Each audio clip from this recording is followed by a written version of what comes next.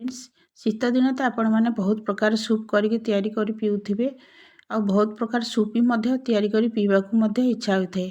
आज मु गाजर टमाटो सूपटी तैयारी करछि। प्रथमे मु 4टी गाजर 4टी टमाटो नहीं मु गोटे प्रेसर साहाय्य या बसईकि भल रूपे 4टी हुइसिल दे सिझे देछि। यह सिझिबा परे मु गोटे पात्र रे यहाकू काढ़ी देछि।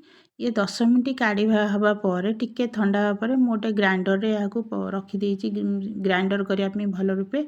एथिरे किछि गोलमरीच मध्य मु नेछि। गोलमरीच गुंड आपण माने चाहिले देई परिबे किंतु मु आधरे ग्राइंडर रे पकेकी भल रूपे ग्राइंडर कर देछि। यहाँ पर यार फ्लेवर पाई मु किछि पियाज और रसुण कंचा लंका धनिया पत्र नेछि। याकू भल रूपे छोट छोट करी काटी देछि।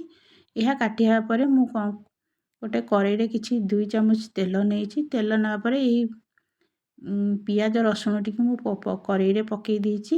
याकू टिके भल रूपे अल्प भाजी हवा परे मु जो ग्राइंडर करथिली टमाटो और गाजर सूप पेस्ट याकू मु एक भजा देहरे पकेई देछि।